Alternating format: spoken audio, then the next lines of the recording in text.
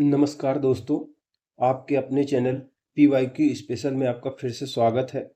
और घटना चक्र की सीरीज चल रही थी और अब हम पढ़ेंगे भूगोल का घटना चक्र, जिसमें भारत का भूगोल लगभग हमने पूरा कर दिया है और विश्व का भूगोल बचा हुआ था।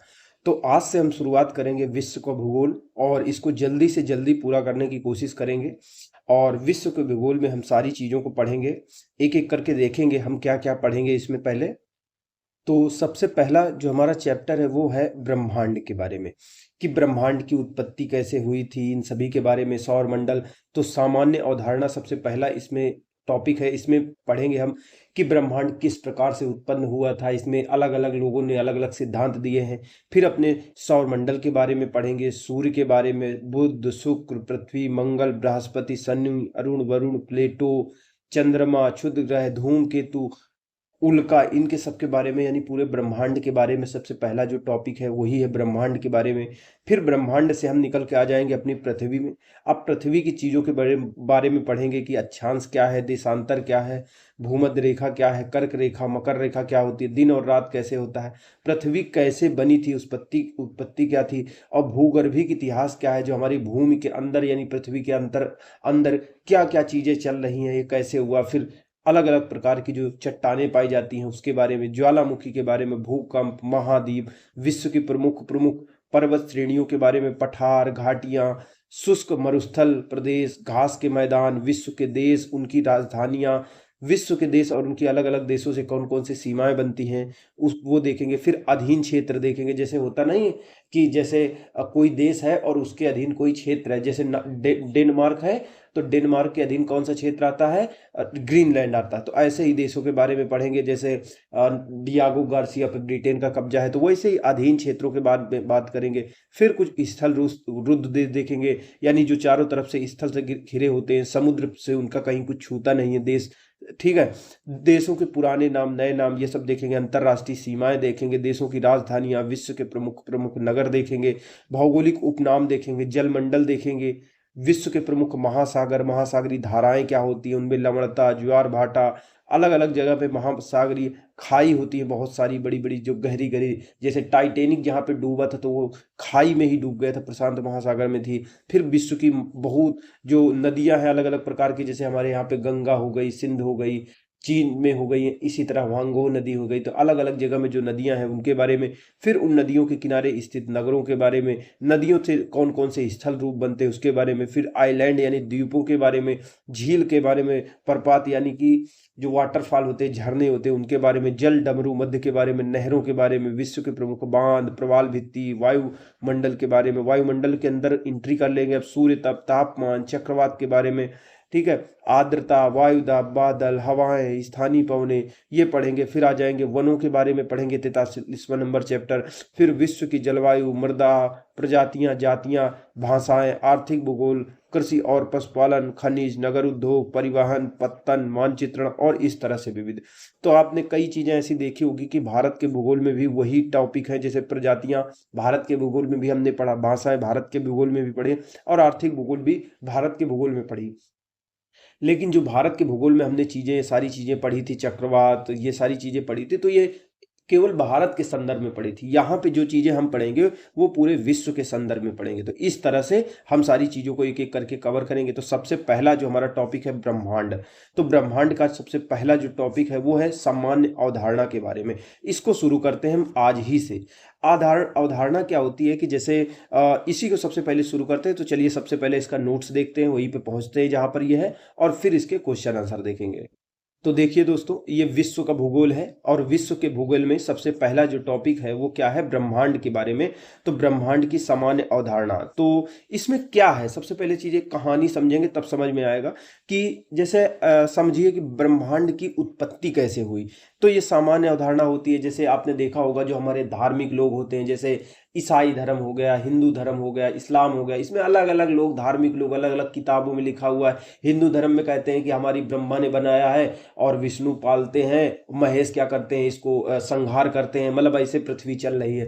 फिर ईसाई धर्म वाले क्या कहते हैं कि उनकी जो बाइबिल है उसमें लिखा हुआ है कि उत्पत्ति कैसी हुई है, 7-6 दिन में यहोवा ने ये बनाया, फिर उसके 7वें दिन आराम करने के लिए बादल बनाया, ये बनाया, वो बनाया। इसी तरह इस्लाम में भी कहा जाता है कि अल्लाह ने क्या किया, धरती को आसमान से अलग कर दिया।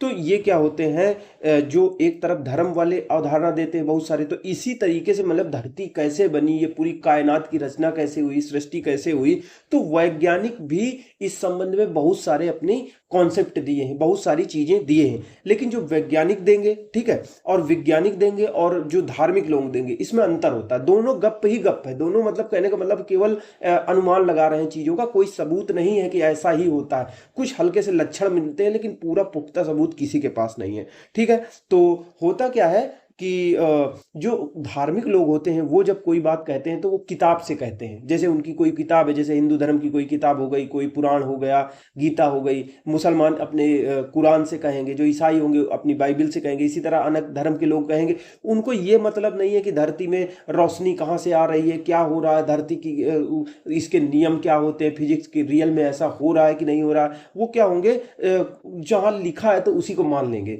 कि हाँ ये किताब में हमारे ऐसे लिखा है तो यही है। उनको ये मतलब नहीं, जैसे कुरान में कोई चीज लिखी है कि धरती चपटी है, मान लो अगर ऐसा लिखा है, मुझे नहीं पता, लेकिन अगर मिला लिखा है तो वो मान लेंगे वैसे ही। मतलब उनको ये नहीं देखना कि धरती गोल है। और वैज्ञानिक क्या करते हैं, वैज्ञानिक जो होते हैं, जो भूगोल में हम पढ़ते हैं ब्रह्मांड की रचना के बारे में, तो वैज्ञानिक सबसे पहले अवलोकन करते हैं, ऑब्जर्वेशन करते हैं और सबसे चीजों को देखते हैं, सैटेलाइट भेजते हैं, अलग अलग प्रकार की विश्व के जैसे सैटेलाइट भेजे गए हैं। सैटेलाइट से आने वाली जो रोशनी होती है अलग अलग गैलेक्सियों से होती है, अलग अलग तारे बन रहे होते हैं, तो उनसे अवलोकन करेंगे, प्रेक्षण करेंगे। उसके बाद में जो चीजें हो रही तो उसमें सबसे सटीक कोशिश करेंगे कि एग्जाम्पल देने की कोशिश करेंगे, अपनी कहानी बताने की कोशिश करेंगे, देखो ये लक्षण लग रहा है, इसका मतलब धरती ऐसे बनी थी। तो ये जो होते हैं, जो वैज्ञानिक अवधारणा देते हैं, ये धरती से बनने की देते हैं, लेकिन इनके आगे कोई ना कोई तथ्य होता है। जैसे कहने का मतलब ये कोई प्रभाव दिखाएंगे तो उसके पीछे कोई ना कोई कारण बताएंगे। जो वैज्ञानिक कोई बात करेंगे ब्रह्मांड की उत्पत्ति से संबंधित, तो उसके पीछे कारण बताएंगे, लॉजिक बताएंगे। जैसे उन्होंने बताया कि धरती कैसे बनी थी, चंद्रमा कैसे बना है, पृथ्वी सौरमंडल हमारा कैसे बना है, तो उसके पीछे लॉजिक देंगे। कि कोई कहेगा कि नहीं, सूरज था वो घूम रहा था, फिर घूमते घूमते एक बगल से तारा निकल के गया, फिर उसका क्या हुआ, तारे ने आकर्षित कर लिया कुछ भाग। जैसे कुछ लोग कहेंगे तो ऐसे करके तारे का कुछ भाग, जैसे सूरज है, ये सूरज ऐसे यहाँ पे है, एक बगल में बड़ा सा तारा आया ऐसे करके बड़ा सा, और इसने इसके सूरज के कुछ भाग को ऐसे आकर्षित कर लिया, ये बाहर निकला तो वही ग्रह बन गए। मतलब ऐसे लॉजिक देंगे कहने का मतलब है। लेकिन वो देंगे कि सूरज के आसपास जो है वो चक्कर काट रहे हैं ग्रह, बुध शुक्र पृथ्वी मंगल ऐसे चक्कर लगा रहे हैं, तो उसके पीछे कुछ कारण देंगे, तब बताएंगे। लेकिन धार्मिक लोगों की बात क्या बताएंगे, पृथ्वी वो बनने से संबंधित कि बस कहानी लिखा, किताब में जैसा लिखा हुआ है वैसा मान लो। और जो वैज्ञानिक कोई बात कहेंगे तो उसमें सुधार की गुंजाइश रहेगी। वो जैसे कोई बात बताते हैं तो वो कहेंगे कि जैसे कोई नया आ जाएगा, जैसे कांट कोई थ्योरी दे के गया है, जैसे एक दे के गया है, तो उसमें आगे चल के अगला जो वैज्ञानिक आएगा, लाप्लास आ जाएगा, तो उसमें सुधार कर देगा। लेकिन धार्मिक माहौल में ऐसा नहीं होता, उसमें जो लिखा है वही बासी का बासी, पुराने समय की जितना उनके पास ज्ञान था, नॉलेज था, उसी आधार पर लिख दिया, उसमें कोई अपडेट नहीं होता। तो उसी संदर्भ में चलिए हम देखते हैं, इसका पहले नोट्स से शुरुआत करते हैं कि क्या कहते हैं, फिर इसके क्वेश्चन आंसर देखेंगे। तो बहुत ही इंटरेस्टिंग चैप्टर है, इसको चलिए देखते हैं।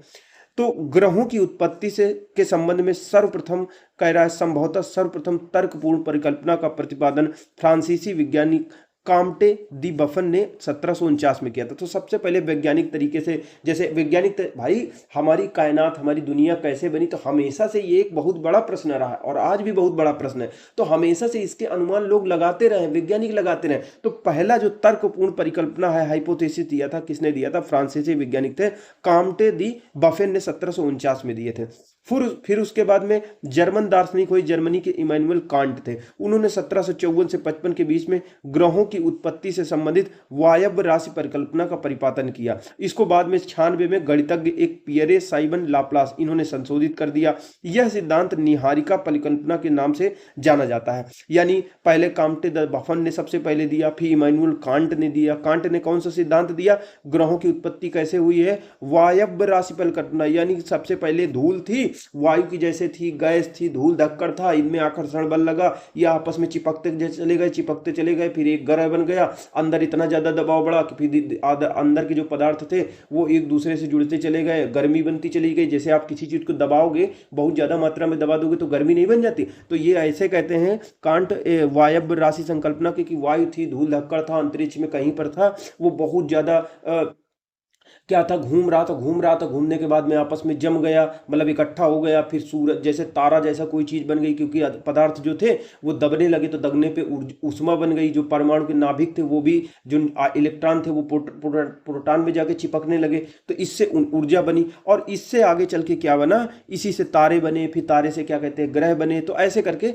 वायव्य राशि परिकल्पना कहती है। वायव्य मतलब वायु से कैसे बने, गैस से, धूल से ऐसे बने, तो वायु थी वही संघनित होकर के ग्रह बन गई, उपग्रह बन गई, तो ये है कांट कहते हैं। ठीक है, उसका जो कहते हैं एक, इसके बाद में 1754-55 में दे दिया, उसके बाद में 96 में एक मैथमेटिशियन यानी आए लाप्लास। लाप्लास ने इसको जो कांट ने सिद्धांत दिया था उसको थोड़ा सा संशोधित कर दिया। यह सिद्धांत निहारिका परिकल्पना के नाम से जाना जाता है। तो निहारिका का मतलब समझ लीजिए, निहारिका का मतलब होता है जैसे कोई तारा बनने वाला होता है। देखिए ये जो अब बताने जा रहे हैं उसके पूरे सबूत है, क्योंकि अभी भी हमारे अंतरिक्ष में कई सारे, जैसे अमेरिका वगैरह, नासा वगैरह, कई सारे टेलीस्कोप वगैरह देखते हैं, तो अभी भी तारा बनने की, बिगड़ने की, टूटने की, उनके मरने की प्रक्रिया अंतरिक्ष में कहीं ना कहीं चल रही होती है, कहीं ना कहीं ब्रह्मांड में चल रही होती है। तो निहारिका परिकल्पना क्या होती है, निहारिका का मतलब समझिए, निहारिका का मतलब ये होता है धूल और गैस, इनके बादल होते हैं ब्रह्मांड में, और वो क्या होते हैं, आपस में इकट्ठा होते चले जाते हैं, संघनित होते चले जाते हैं।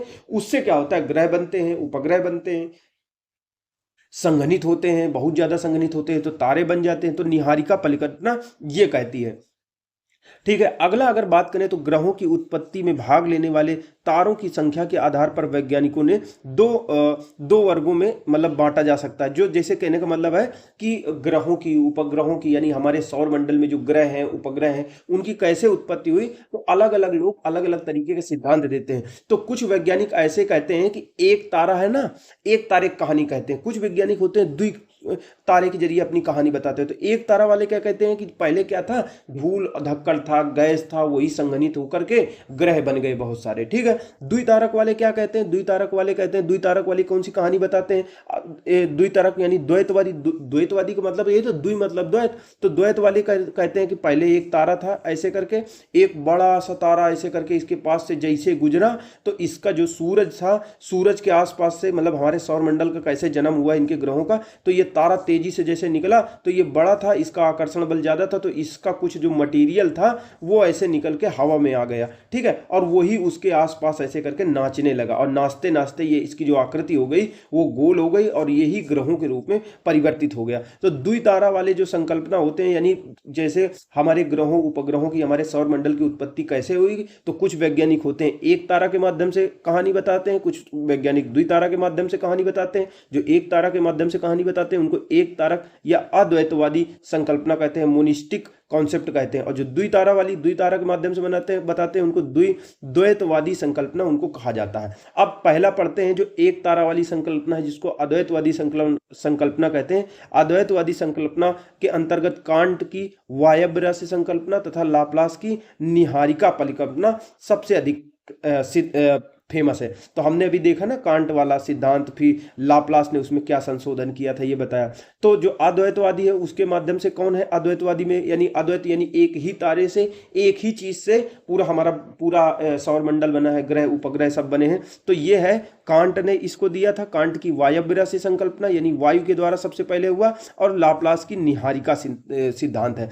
तो जो कांट का सिद्धांत है जब पहले आया, इसमें कुछ गलती थी तो लाप्लास ने उसमें सुधार किया। कांट ने पहले कह दिया था कि जो वायु होती है वही संघनित होकर, वायु हो गई, गैस हो गई, धूल धक्कड़ हो गई, यही संघनित होकर निहारिका बनी, और निहारिका के बाद में सूरज बना, सूरज से ग्रह बने, ग्रह से उपग्रह बने, तो ऐसे हुआ। लेकिन यहां लाप्लास ने कह दिया नहीं नहीं, वायु नहीं थी, पहले से ही निहारिका मौजूद थी, और निहारिका तेजी से घूम रही थी, और उसी से घूमने के कारण, तेजी से जैसे कोई चीज घुमाओगे तो बाहर की ओर अब केंद्रीय बल लगेगा कि नहीं लगेगा। मान लो कोई चीज आप नचाओगे तो बाहर की ओर बल लगता है, तो उसी बाहर की ओर जैसे निहारिका तेजी से नाच रही थी ऐसे ऐसे करके, ऐसे ऐसे ऐसे तो बाहर की तरफ, तो बाहर की तरफ जब बल लगा तो इसी से मटेरियल ऐसे बाहर निकल गया, उससे उससे हमारे सारे ग्रह बन गए। कौन से? बुध, शुक्र, पृथ्वी, मंगल, बृहस्पति, ऐसे करके ये बन गए। तो ऐसे ये अद्वैतवादी संकल्पना है, यानी एक तारे से बन गई। जबकि द्वैतवादी क्या कहेंगे, यानी द्वितारा वाली कहानी जो कहते हैं, वो कहते हैं द्वितारक या द्वैतवादी संकल्पना के अंतर्गत कौन कौन है? चैम्बरलिन तथा मोल्टन, इनकी ग्रहाणु परिकल्पना है। इनको कहते हैं प्लेनेटेजिमल हाइपोथेसिस। जेम्स जीन्स और हेराल्डी जेफरी, इनकी ज्वारीय परिकल्पना है। ठीक है। और उसके साथ साथ एच.एन. रसेल और लीटी लटल का द्वितारक परिकल्पना इनका प्रमुख है। यानी द्वितारा वाले जो कहानी बताते हैं कि द्वितारा से कैसे उत्पत्ति हुई, तो उसमें मोल्टन है, चेम्बरलिन है, इन्होंने दिया था ग्रहाणु परिकल्पना। और जो जेम्स जीन्स और जेफरी, इन्होंने दिया था ज्वारीय परिकल्पना। ठीक है। द्वितारक परिकल्पना इनको कहते हैं। तो इनको समझ लेते हैं। ग्रहाणु परिकल्पना का मतलब यह है, ज्वारीय परिकल्पना का मतलब क्या होता है। दोनों द्वितारा वाले कॉन्सेप्ट बताते हैं कैसे हुआ। तो जो चेम्बरलिन वगैरह, जैसे चेम्बरलिन और मोल्टन बताते हैं ग्रहाणु परिकल्पना, तो इनका मतलब है कि सूरज था पहले, सूरज ठंडा था, गर्म नहीं था। ठीक है। ठंडा था, इसके बगल से कोई तारा निकला, तारा जब बहुत तेजी से निकला, इसका आकर्षण बल मतलब बड़ा था, ये बहुत बड़ा आकार में था। ठीक है। जैसे ये मान लो हमारा सूरज है, ये इतना बड़ा सूरज है। ठीक है। और इतना बड़ा तारा इसके बगल से तेजी से निकला, तो जो इसका आकर्षण बल ज्यादा था और इसका आकर्षण बल कम था, तो इसके पदार्थ को इसने क्या कर दिया, जो ठोस पदार्थ था, सूरज था, ठोस था उस समय, तो इससे क्या किया, कुछ मात्रा में धूल को, ग्रह अणु मतलब ग्रह के अणु, यानी इसका जो सूरज था पहले में, जो प्लैनेट था, उससे चीजों को कुछ खींच लिया हवा में। ठीक है। ऐसे करके ऐसे खींच लिया। फिर यही क्या हुई, आपस में गुरुत्वाकर्षण बल की वजह से सब एक आधे हो गए और क्रम से कई ग्रह बन गए और आपस में नाचने लगे। तो ये ग्रहाणु परिकल्पना है। जबकि ज्वारीय परिकल्पना में ये कहा जाता है कि नहीं, सूरज ठंडा नहीं था, सूरज गर्म था। मतलब ऐसे कहानी बता रहे हैं सब अपनी अपनी, किसी को कुछ ज्यादा पता नहीं है, लेकिन जो भी है लॉजिक में बात कर रहे हैं। ठीक है।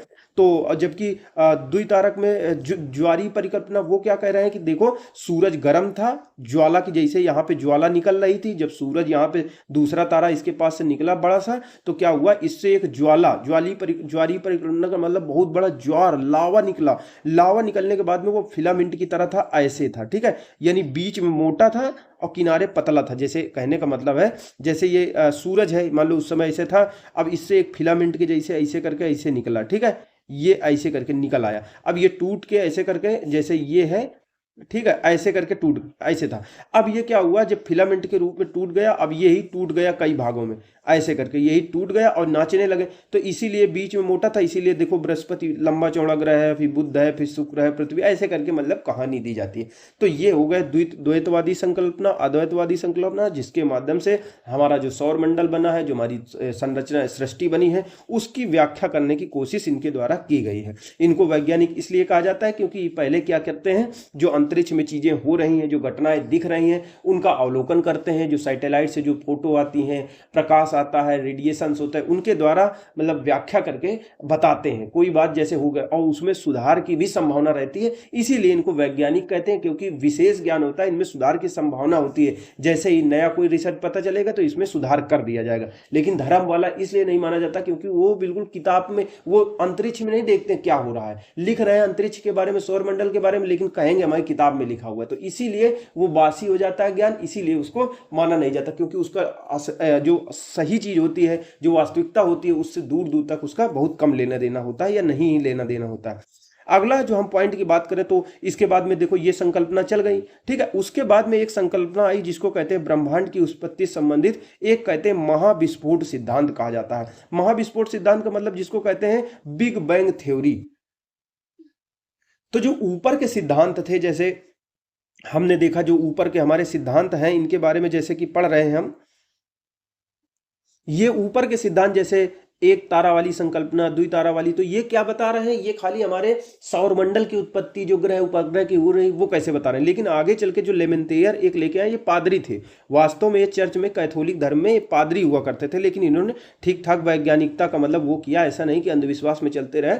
इन्होंने मतलब एक वैज्ञानिक सिद्धांत प्रस्तुत किया। तो इन्होंने बताया, इन्होंने दे तो रहे थे ये भी ग्रह उपग्रह के बारे में, लेकिन इन्होंने एक ऐसा सिद्धांत दिया जो पूरे ब्रह्मांड यानी ब्रह्मांड क्या होता है, एक जैसे हमारा सूरज है, सूरज के हमारे बहुत सारे ग्रह हैं, बुध शुक्र पृथ्वी मंगल हो गए, तो ऐसे ही लाखों सूरज मिल गए, अरबों सूरज मिल गए, उनसे एक गैलेक्सी बनी, फिर लाखों अरबों गैलेक्सी मिल गई, और गैलेक्सी मिलने के बाद में क्या बना, एक पूरा ब्रह्मांड बना। यानी ब्रह्मांड में हमारे उसका बिल्कुल अनलिमिटेड विस्तार है। तो ऐसे कहने का मतलब जो पूरे ब्रह्मांड की उत्पत्ति से संबंधित जो सिद्धांत दिया वो किसने दिया, जॉर्ज लेमेंतेयर ने दिया। इनका जो सिद्धांत है वो कह रहा है कैसा सिद्धांत है, सिद्धांत विस्तारवादी सिद्धांत है या विस्फोट का सिद्धांत है। जैसे विस्फोट मान लीजिए किसी चीज में हो गया, तो इनके द्वारा मतलब ये कहा यह जाता है कि लेमेंतेयर ने जो सिद्धांत दिया, यानी विश्व की सृष्टि की उत्पत्ति कैसे हुई, कि पहले क्या था, जितना बड़ा ब्रह्मांड है, जितनी सारी गैलेक्सियां हैं, हमारी पृथ्वी हो गई, पृथ्वी के पहाड़ पर्वत नदी, सूरज हो गया, सूरज का जितना पदार्थ है, सूरज के जैसे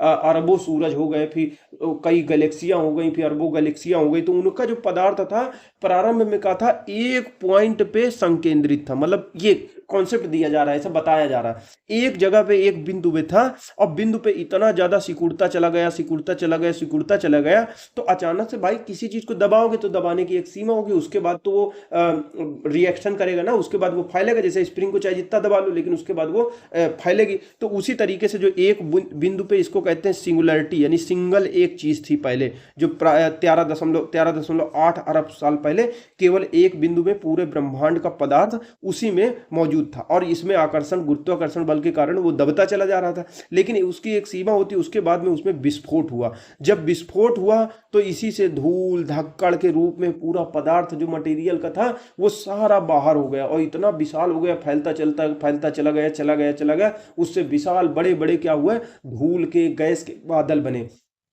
अब यही धूल के गैस के जो बादल थे, यही आपस में संघनित होकर नेबुला बनाएंगे, इन्हीं से तारे बनेंगे, फिर तारे से ग्रह बनेंगे, फिर कई तारे जैसे मिल करके एक गैलेक्सी बनाएंगे, फिर कई गैलेक्सियां मिलकर पूरा ब्रह्मांड की बनाएंगी। तो इस तरह से बिग बैंग सिद्धांत या ब्रह्मांड की उत्पत्ति से संबंधित महाविस्फोट का सिद्धांत जॉर्ज लेवेंतेयर ने दिया था। देखिए ये जो चैप्टर है ये काफी कठिन चैप्टर है, ठीक है, तो इसको समझने के लिए बहुत ज्यादा समझाना पड़ेगा, तो ये थोड़ा सा बड़ा हो जाएगा, तो आप टेंशन मत लीजिएगा, अच्छे से इसको पढ़िए, ठीक है। तो ब्रह्मांड की उत्पत्ति का सबसे आधुनिक सिद्धांत या विस्तारवादी कहें या महाविस्फोट सिद्धांत, जिसको बिग बैंग थ्योरी कहते हैं, इस सिद्धांत का प्रतिपादन जॉर्ज लेमेंतेयर ने 1894-96 में जो ये अच्छा इतने सन तक 1894 से 1966 तक रहे थे, इन्होंने 1927 में ये दिया था, जिसे वर्ष 1949 में फ्रेड होयल द्वारा बिग बैंग का नाम दिया गया था। यानी पहले इसका नाम दूसरा था, इन्होंने तो विस्फोट का ही नाम रख दिया था, लेकिन फ्रेड होयल ने इसका नाम करके बिग बैंग थ्योरी कर दिया था। बाद में रॉबर्ट वेगनर ने 1967 में इस सिद्धांत की व्याख्या प्रस्तुत की।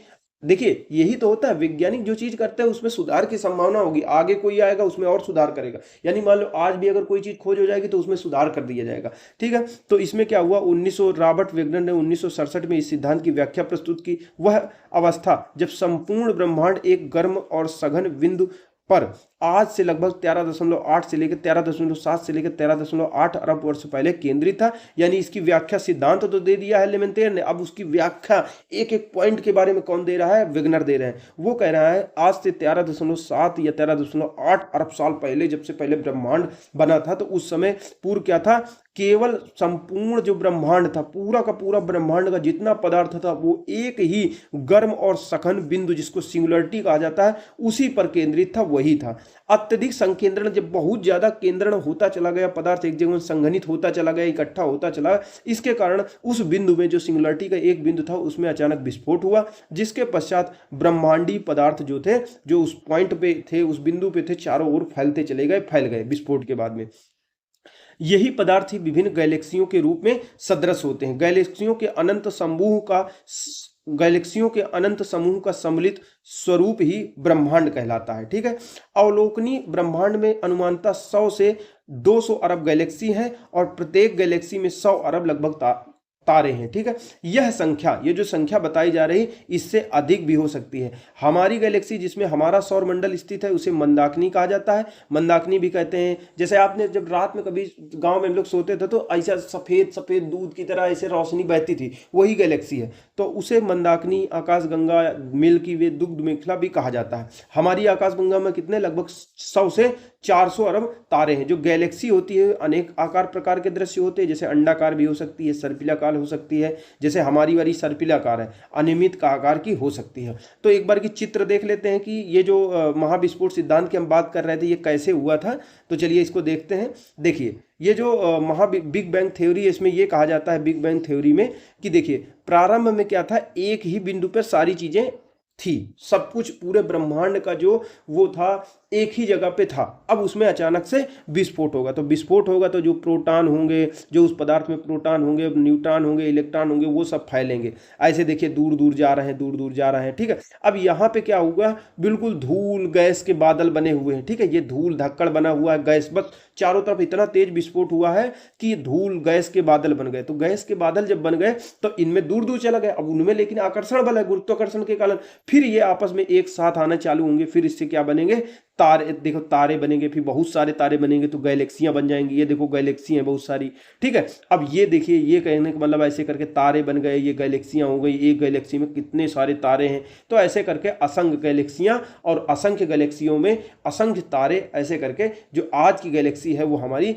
इस तरह की दिखाई देती हुई प्रतीत होती है। जब हम अंतरिक्ष टेलीस्कोप वगैरह से देखते हैं तो ऐसा दिखाई देता है। यानी बिग बैंग थ्योरी में क्या कहा जाता है कि पहले प्रारंभ में एक ही बिंदु पर सब कुछ था, अचानक से विस्फोट हुआ, विस्फोट से धूल गैस ये सब बिल्कुल बिखराव हो गया, दूर चला गया एक दूसरे से। फिर क्या हुआ, धूल के गैस के बादल आपस में गुरुत्वाकर्षण बल के कारण एक आए, फिर एक होने के बाद में उनसे निहारिका बनी। निहारिका मतलब प्रारंभिक अवस्था होती है जब ग्रह और सूर्य वगैरह बन रहे होते हैं, तो उनसे फिर तारे बने, तारे बहुत सारे बने एक जगह में, तो उनसे गैलेक्सी बनी। फिर गैलेक्सी से धीरे धीरे आज ये स्वरूप आया, और ब्रह्मांड में तारे बनने, बिगड़ने, मौत होने की प्रक्रिया आज भी होती रहती है। तो ये हो गया बिग बैंग की थ्योरी।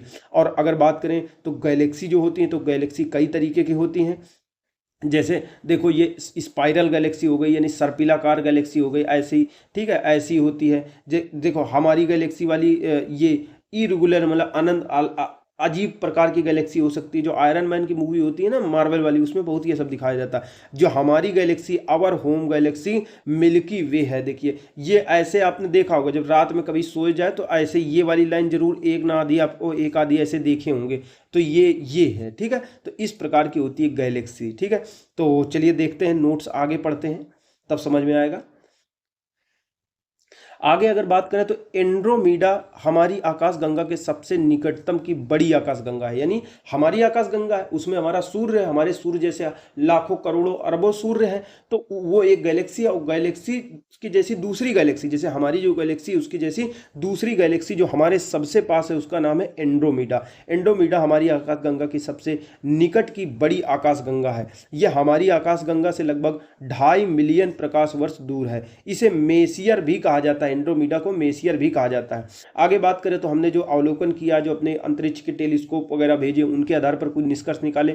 वर्ष 2005 में स्पिट्जर स्पेस टेलीस्कोप ने आकाशगंगा के आकार के बारे में पूर्ण धारणाओं और विभ्रम के विपरीत इस बात के स्पष्ट साक्ष्य पेश किए कि आकाशगंगा का आकार दंड सज्जित सर्पिलाकार है। यानी जो हमारी आकाशगंगा है दंड सज्जित है, सर्पिलाकार है। देखिए यहाँ पे दंड कई सारे, ये देखिए ये दंड सज्जित है और सर्पिलाकार है। सर्पिला मतलब ऐसे ऐसे होता है, तो ये देखिए दंड सज्जित, हमारी जो आकाशगंगा है दंड सज्जित सर्पिलाकार है। और ये कैसे पता चला, ऐसे हमने कोई अंधी नहीं मार दिया है, इसके लिए प्रॉपर स्पिट्जर स्पेस टेलीस्कोप है, उसके द्वारा अवलोकन किया गया, जो आने वाला प्रकाश है उसको देखा गया, रिसर्च किया गया, तब पता चला कि जो हमारी आकाशगंगा है उसका आकार कैसा है, दंड सज्जित सर्पिलाकार है, ठीक है। आगे अगर हम पॉइंट की बात करें तो तारों का निर्माण गैलेक्सी में उपस्थित, तारों का कैसे बनते हैं, तारों का निर्माण गैलेक्सी में उपस्थित हाइड्रोजन और हीलियम की संगठक निहारिकाओं से होता है। यानी जो तारे बनते हैं, जो हमने बताया धूल होती है, सबसे पहले विस्फोट हुआ, फिर धूल बन गई,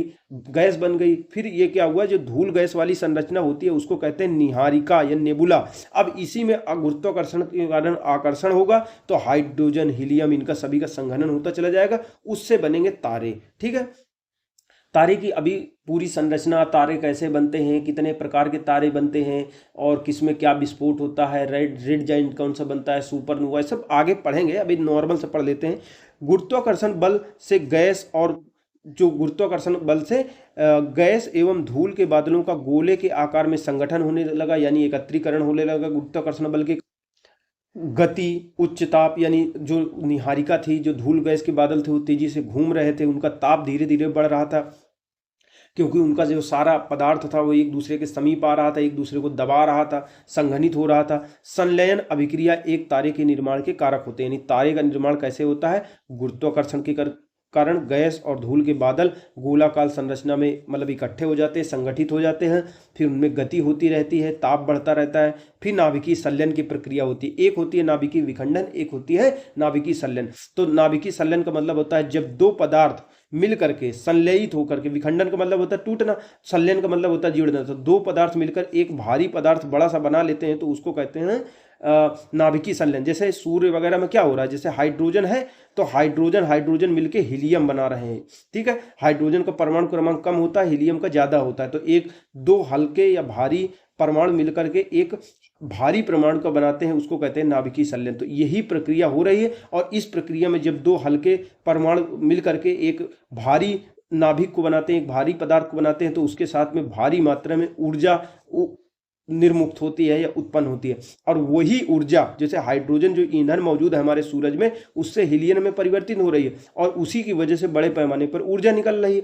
अब जब ये क्या होगा, हाइड्रोजन का ईंधन खत्म हो जाएगा तो जो सूरज होगा उसकी उम्र खत्म हो जाएगी, सूरज धीरे धीरे नष्ट हो जाएगा। फिर ये हीलियम क्या होता है, हीलियम कार्बन में बदलता है, फिर कार्बन दूसरी चीज में बदलता है। यानी ये जो हमारी धरती में आज जितने भी पदार्थ मिल रहे हैं, सोना मिल रहा है, लोहा मिल रहा है, मैग्नीज मिल रहा है, ये सभी मिल रहे हैं, ये कैसे होते हैं कि जैसे हाइड्रोजन से हीलियम बना, फिर हीलियम से कार्बन बनेगा, कार्बन से मैग्नीशियम बनेगा, तो ऐसे अलग अलग जुड़ जुड़ के बहुत ज़्यादा उनमें गर्मी होगी, तो गर्मी की वजह से जो होंगे इलेक्ट्रॉन प्रोटॉन निर्माण, जो न्यूट्रॉन होते हैं वो एक दूसरे के नाभिक को एक दूसरे से तोड़ेंगे, आपस में जुड़ेंगे, गर्मी की वजह से वो एक दूसरे से जुड़ जाएंगे और इतनी गर्मी की वजह से वो नए नए प्रकार के तत्व बनेंगे। तो जितनी धरती में हमारे तत्व मिलते हैं, इवन जो हमारे शरीर के अंदर जितने तत्व मिल रहे हैं वो भी किसी न किसी समय किसी गैलेक्सी, किसी तारे का कोई भाग रहे होंगे और वो उसी से बने हैं। तो इस तरह से होता है, ठीक है।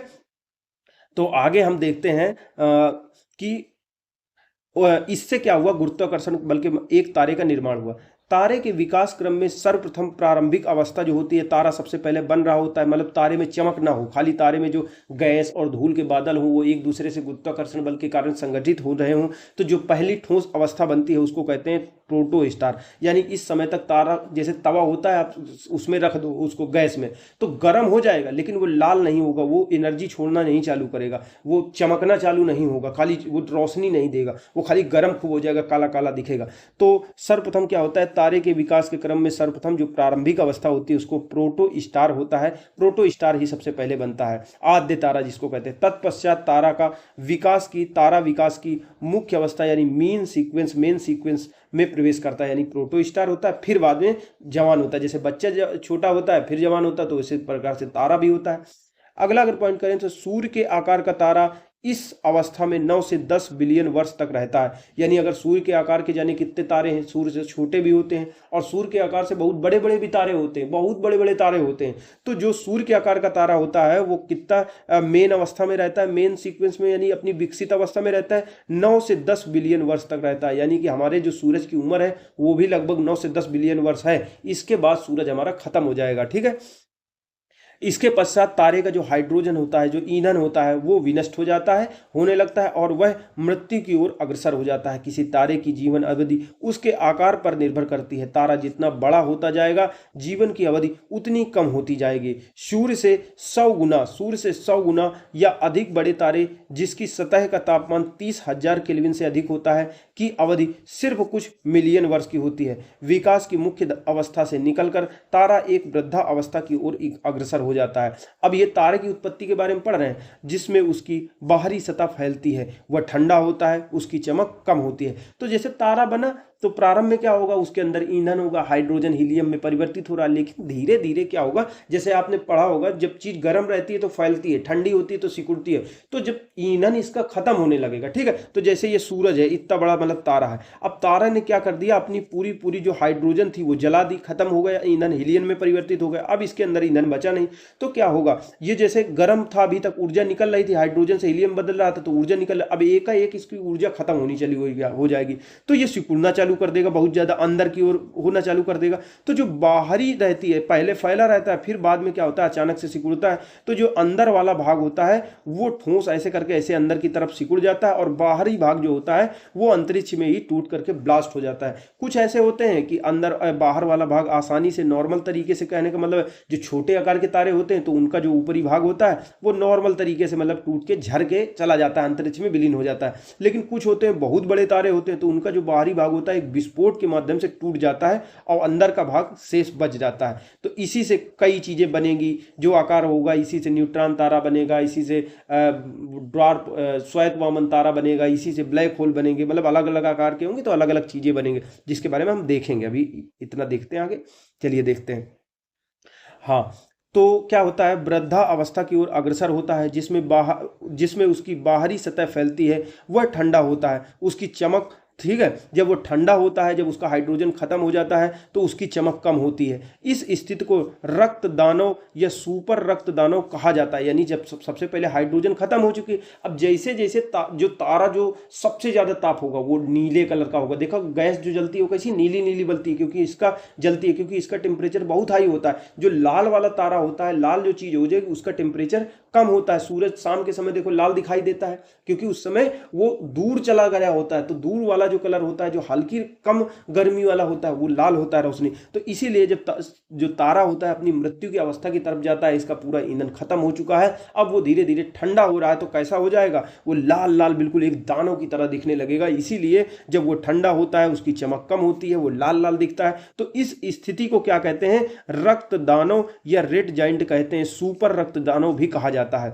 इसके पश्चात जो हीलियम होती है वो कार्बन अन्य भारी तत्वों में जैसे लोहा आदि में परिवर्तित होने लगता है। पहले हाइड्रोजन था, हमने देखा हाइड्रोजन मिलके हीलियम बना रहे थे। अब हीलियम मिलके अलग तक कार्बन बनाएंगे, फिर कार्बन से आगे कार्बन बनेगा, फिर मैग्नीज बनेगा, जितने आयरन बनेगा, जितने भी, और लास्ट की जो अवस्था होती है आयरन ही होती है। यानी जब लोहा बन जाता है तो उसके बाद में पूरी अवस्था समाप्त हो जाती है, फिर अभिक्रिया नहीं होती है किसी भी प्रकार की। तो जितने तत्व हैं ये हाइड्रोजन से ही धीरे धीरे परमाणु विखंडन, संलयन, ये क्रिया चलती रहती है और सारे पदार्थ बनते हैं। तो क्या होता है, इसके पश्चात जब लाल लाल बन जाता है तो इसके पश्चात जो हीलियम होती है वो कार्बन में बदलेगी, कार्बन अन्य भारी तत्वों में बदलेगा तथा यथा लोहा में परिवर्तित होने लगता है। इसके फलस्वरूप तारे में तीव्र विस्फोट होता है, जिसे सुपरनोवा कहा जाता है। यानी जब इसका हाइड्रोजन खत्म हो चुका है, अंदर वाला जो भाग है, अब जब भाई ठंडा होगा, ईंधन खत्म हो गया, अब वो ठंडा होगा तो सिकुड़ेगा, तो अंदर का भाग तो सिकुड़ जाएगा ऐसे करके, लेकिन बाहर का भाग क्या होता है वो नहीं सिकुड़ता। तो नॉर्मल तारा जो हमारे सूरज के आकार का होता है, वो बाहरी भाग जो होता है वो क्या कहते हैं ऐसे ही झड़ जाता है। लेकिन जो बड़े तारे होते हैं उसमें विस्फोट होता है, ठीक है।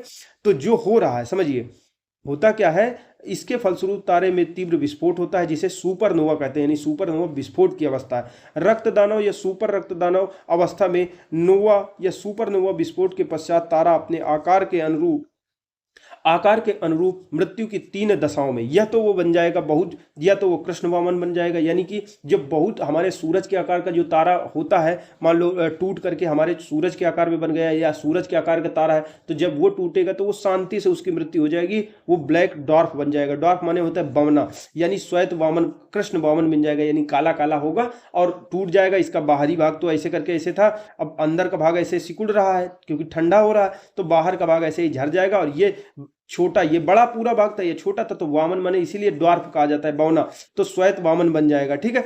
न्यूट्रॉन स्टार भी बन सकता है, कृष्ण वीवर भी बन सकता है। न्यूट्रॉन स्टार क्या बनता है, जो बड़े तारे होते हैं वो जब विस्फोट होते हैं तो कृष्ण वीवर बनते हैं या न्यूट्रॉन स्टार बनते हैं। तो चलिए एक एक करके हम तीनों को देखेंगे, जब तारे की मृत्यु के बारे में देखेंगे कि तारे की मृत्यु किस प्रकार से क्या क्या चीजें बनाती है, ठीक है। तो कोई तारा कृष्ण वामन बनता है मृत्यु के बाद, जैसे डेड बॉडी है कोई आदमी की मर जाएगी तो उसके बाद में कोई कृष्ण वामन बन जाएगा, कोई न्यूट्रॉन स्टार बन जाएगा, कोई कृष्ण वीवर यानी ब्लैक होल बन जाएगा, ठीक है। ब्लैक होल एक बहुत ही महत्वपूर्ण घटना है, उसके बारे में अच्छी तरीके से समझेंगे क्या है। एक प्राप्त करता है, ठीक है, कृष्ण वीवर में से कोई एक प्राप्त करता है, यानी तारा जब मरा तो इन तीनों स्थिति में से कोई एक स्थिति प्राप्त करता है, जिनका विवरण इस प्रकार से दिया गया है। तो जो सूर्य के सदृश छोटे तारे होते हैं, ठीक है, जिनका आकार छोटा होता है। फिर होते हैं कुछ मध्यम आकार के तारे जिनका जो द्रव्यमान होता है सूर्य के द्रव्यमान, जैसे फूट गया तारा, टूट गया, और टूटने के बाद में जो विस्फोट के बाद में बचा वो सूर्य के द्रव्यमान के 1.44 सौरिक द्रव्यमान, यानी सूर्य के द्रव्यमान से 3 सौरिक द्रव्यमान तक रहेगा। तो उसमें क्या कहते हैं, वो क्या बन जाएगा, न्यूट्रॉन तारा बन जाएगा या पल्सर बन जाएगा। या बड़े आकार का तारा है, मान लो सुपरनोवा, इसमें विस्फोट हुआ, विस्फोट के बाद में वो 3 सौरिक द्रव्यमान, ये क्या था, 1.44 सौरिक द्रव्यमान, यानी सूर्य के द्रव्यमान से 3 सौरिक द्रव्यमान तक था, तो न्यूट्रॉन तारा पल्सर बनेगा। और अगर 3 सौरिक द्रव्यमान से अधिक अवशेष उसका बचा हुआ है तो वो ब्लैक होल बन जाता है। ठीक है, तो इस तरह से चीजें होती हैं। ठीक है, तो चलिए देखते हैं, पढ़ते हैं इसको। सूर्य सदृश न्यूट्रॉन तारे, यानी सूर्य सदृश, सूर्य के जैसे जो छोटे छोटे तारे होते हैं, यानी हमारे सूर्य को देखो छोटा बोल रहे हैं, सोचो कितने बड़े बड़े तारे होंगे, क्योंकि सूर्य भी एक तारा है। तो सूर्य के जैसे जो छोटे तारे होते हैं, रक्त दानव अवस्था, यानी जब उनका हाइड्रोजन खत्म हो गया होता है, तो खत्म हो जाता है तो लाल लाल दिखने लगते हैं, तो उस अवस्था को रक्त दानव अवस्था कहते हैं। रक्त दानव अवस्था के बाद नोवा विस्फोट के बाद यदि सौरिक द्रव्यमान, जैसे विस्फोट हुआ, ये बाहरी भाग विस्फोट हो गया, अंदर का भाग बचा, ठीक है, तो अगर जो बचा हुआ भाग है, जो अंदर वाला भाग था, सौरिक द्रव्यमान के 1.44 गुने की सीमा के अंदर होगा, यानी जो बचा हुआ भाग है, जैसे विस्फोट हुआ तारे में, उसके बाद सूर्य के द्रव्यमान के 1.44 गुने के बराबर होगा, तो वो बन जाएगा श्वेत वामन तारा बन जाएगा। अंत में यह कृष्ण वामन में परिणत हो जाता है। पहले श्वेत वामन बनेगा, फिर कृष्ण वामन बनेगा। 1.44 सौरिक द्रव्यमान को ही चंद्रशेखर सीमा कहते हैं। तो ये श्वेत वामन, कृष्ण वामन ऐसा कहा जाता है क्योंकि जब जैसे विस्फोट हो गया, बाहरी भाग विस्फोट करके उड़ गया, ठीक है, अंतरिक्ष में, तो ये जो अंदर का बचा ना, तो ये सफेद सफेद रोशनी जब तक उत्पादित करता है तो इसको श्वेत वामन तारा कहते हैं। फिर जब रोशनी वो भी खत्म हो जाती है तो उसको कृष्ण वामन कहते हैं, काला हो गया। ठीक है, और ये जो सीमा निर्धारित की थी कि 1.44 सौरिक द्रव्यमान होना चाहिए तो श्वेत वामन बनेगा, नहीं तो न्यूट्रॉन तारा बनेगा, नहीं तो पल्सर बनेगा, नहीं तो ब्लैक होल बनेगा। ये जो सीमा डिसाइड की थी, तो भारतीय अमेरिकी वैज्ञानिक था, यानी भारत का था, वो अमेरिका में रहता था, चंद्रशेखर, उसने डिसाइड की थी, इसीलिए इसको चंद्रशेखर सीमा भी कहा जाता है। ठीक है, अगला अगर बात करें दूसरा, मध्यम आकार के जो तारे होते हैं उनमें सुपर रक्त दानव अवस्था के पश्चात, यानी जब लाल लाल हो जाते हैं, ईंधन खत्म हो जाता है, उसके बाद जो बड़े तारे होंगे उनमें विस्फोट होता है। जो बड़े तारे होते हैं उनमें दोनों में विस्फोट ही विस्फोट होगा, जो इसमें होता है विस्फोट नहीं होता है। ठीक है, जो छोटे तारे होते हैं, तो मध्यम आकार के तारे में सुपर रक्त दानव अवस्था के पश्चात सुपरनोवा विस्फोट होता है। और विस्फोट के बाद जब जो विस्फोट के बाद जो बचा हुआ जो अवशेष रहता है, यदि उसका द्रव्यमान 1.44 सूर्य के द्रव्यमान से 3 सौरिक द्रव्यमान तक है, तो वो न्यूट्रॉन तारा या पल्सर तारे के रूप में परिवर्तित हो जाता है, यानी ठीक है। और जो बड़े आकार के तारे होते हैं उसमें जो विस्फोट होता है, तो अगर उसका द्रव्यमान का जो शेष बचा हुआ भाग है, जो टूट के बचा हुआ विस्फोट के बाद में जितना शेष भाग बचा है, वो 3 सौरिक द्रव्यमान से अगर ज्यादा होता है, तो ऐसा क्या बन जाता है, वो ब्लैक होल बन जाता है। ठीक है, वो ब्लैक होल बन जाता है। तो इसमें ये समझ लेते हैं न्यूट्रॉन तारा क्या होता है और कृष्ण विवर क्या होता है। तो न्यूट्रॉन तारा का मतलब ये होता है, जैसे सूर्य के द्रव्यमान से अगर जैसे विस्फोट हो गया, बड़ा तारा था, खूब बड़ा तारा था, अब सूर्य में उसमें विस्फोट हुआ, तारे में विस्फोट के बाद में सोचो शेष भाग सूरज से बड़ा बना है, 1.5 गुना से 3 गुना तक है सूरज, मतलब उसका द्रव्यमान है, तो द्रव्यमान ज्यादा होगा। तो मान लो जब ग्रह इतना बड़ा था, ठीक है, इतना बड़ा था, अब विस्फोट होकर इतना बुदा हो गया, तो यहां तक जो उसका गुरुत्वाकर्षण बल होगा यहां तक होगा पहले, ठीक है। अब वो बाहर अधिक हो गया तो गुरुत्वाकर्षण बल तो बाहर तक ही रहेगा, तो ये क्या करता है, ऐसे खींचने लगता है अंदर की चीजों को, क्योंकि गुरुत्वाकर्षण बल तो इतने चीजों के लिए था, इतने क्षेत्र के लिए था, लेकिन अब वो इसको खींच रहा है, तो क्या होता है, न्यूट्रॉन तारा बन जाता है या पल्सर बन जाता है। अगर 1.5 सौरिक द्रव्यमान से 3 सौरिक द्रव्यमान के बीच में होता है। न्यूट्रॉन तारा कैसे बनता है कि जैसे होता क्या है कि जैसे एक हमने सुना होगा परमाणु की संरचना क्या होती है, ये नाभिक होता है, आसपास ये कक्षाएं होती हैं, ठीक है, ऐसे करके नाभिक में क्या होता है, प्रोटॉन और न्यूट्रॉन रहता है और कक्षाओं में ऐसे इलेक्ट्रॉन रहते हैं, ठीक है। तो ये जब ऐसे विस्फोट होगा तेजी के साथ में, इसमें विस्फोट हुआ, अब विस्फोट के बाद में जो गुरुत्वाकर्षण बल होगा वो ज्यादा होगा, लेकिन ये ऊपर का भाग टूट गया, तो गुरुत्वाकर्षण बल तो उतना ही होगा ना किसी पिंड का, तो वो होगा अंदर की तरफ, इसको खींचेगा, ये जो अंदर वाला पॉइंट है, तो ये अंदर दबेगा। जब ये दबेगा, ठीक है, तो इसमें क्या होगा, जो इलेक्ट्रॉन होंगे ये अंदर घुस जाएंगे, ठीक है, ये इलेक्ट्रॉन अंदर घुस जाएंगे। तो ये जो इलेक्ट्रॉन आपने सुना होगा, जितने प्रोटॉन होते हैं उतने बाहर इलेक्ट्रॉन होते हैं, तो इलेक्ट्रॉन न्यूट्रॉन प्रोटॉन मिलकर, जैसे प्लस माइनस होते हैं, प्रोटॉन प्लस होता है, न्यूट्रॉन माइनस होता है, तो ये दोनों मिलकर माइनस कर देंगे, मतलब नेग्लिजिबल हो जाएगा, शून्य हो जाएगा, तो क्या बचेगा? न्यूट्रॉन बचेगा। तो ऐसे जो तारे बचते हैं उनको न्यूट्रॉन तारा या पल्सर कहा जाता है। लेकिन अगर उसका द्रव्यमान 3 सौरिक द्रव्यमान से भी ज्यादा है, यानी जो शेष बचा हुआ भाग है वो सूरज के द्रव्यमान के 3 गुना से भी ज्यादा है, तब क्या होगा? जैसे ये विस्फोट हुआ, जैसे कि मैं बता रहा हूं कि इससे क्या होता है, पूरा ये बन क्यों रहा है, न्यूट्रॉन तारा क्यों बन रहा है, ये कृष्ण विवर यानी ब्लैक होल क्यों बन रहा है, यानी जैसे इतना बड़ा था, अब इसमें विस्फोट हुआ, ये सूर्य के द्रव्यमान से 3 गुना ज्यादा भार ये जो शेष बचा हुआ भाग है इसका है।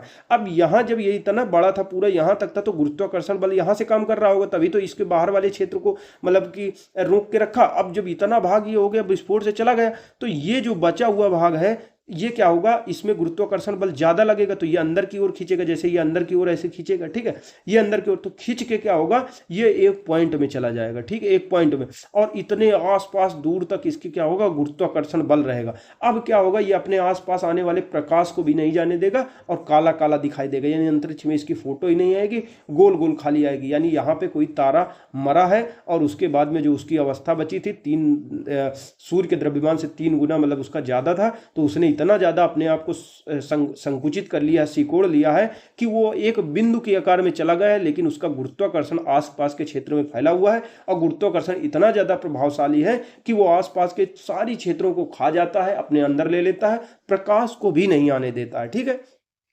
तो इस तरह से हमने तीनों चीजें पढ़ी। जब तारा विनाश होता है तो क्या क्या बनता है, ठीक है, श्वेत वामन तारा कब बनता है, ठीक है, कृष्ण श्वेत वामन ही आगे चल के जब उसकी रोशनी समाप्त हो जाती है कृष्ण वामन बनता है। फिर जब बड़े आकार का तारा होता है तो वो बनता है न्यूट्रॉन तारा या पल्सर तारा। फिर और बड़े आकार का होता है तो कृष्ण विवर या ब्लैक होल बनता है। तो इस प्रकार से हमने सारी चीजें देख ली। अब हम इसमें आगे चलिए दोस्तों, इसके आगे का पॉइंट देखते हैं।